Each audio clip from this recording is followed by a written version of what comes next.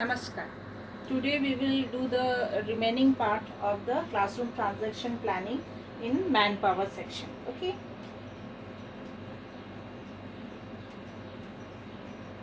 We have already done yesterday. Education has become a thriving business with social responsibilities.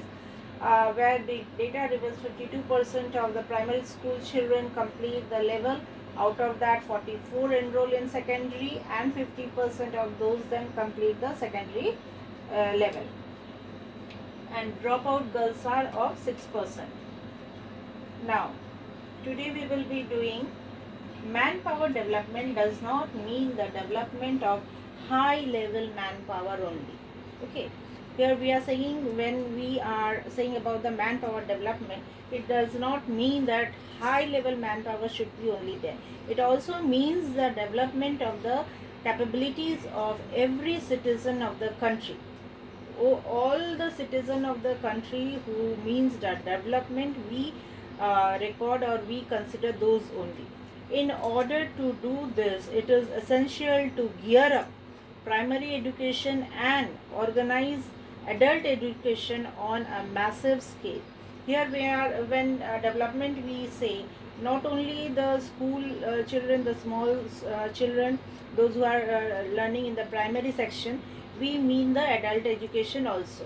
Means those who are adult, not having the education, we are telling about that also in a massive scale. It has been proved that uh, sporadic efforts by volunteers organizations are not sufficient to educate 95 million literates.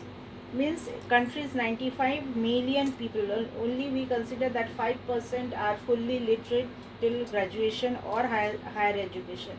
Rest, what is the scenario? So we say that all those concluding that adult education and the normal education, only the teachers are not too much. We need to consider the volunteers. Even with the volunteers, we need to have the common people also to monitor this type of education. Now, nationwide planning and mobilization of resources, both financial and material, are essential for a gigantic endeavor. Means we need to raise all these people, means those who are undergraduate or non-educated people. We need to educate them fully, even though are of a very weaker section also, or those who are studying in the primary section. The planning is should be in such a way that the education sector is also having the resources. It should mobilize here and there to teach, and the financial and material help should also be there with them. Okay. To check dropouts, the government has taken various initiatives, including strengthening the monitoring activities, inductions of midday meal, giving stipends to poor students, and free textbooks to all. This government is taking a lot of initiative for teaching this backward students or those who don't want to study. The government is giving midday meal to encourage them, giving them stipend so that they should come to school and learn. They should not work in the field or somewhere. And at the same time, the students are given free textbooks. Even the smallest hostel based schools are provided with clothes and other amenities also.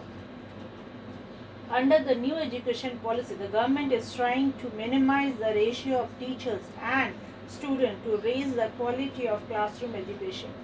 Means the government is also taking initiative nowadays, and they are giving a ratio of 1:40, not more than that in one class, so that the education should be proper and even to everyone. The teacher can look after all the students at a time.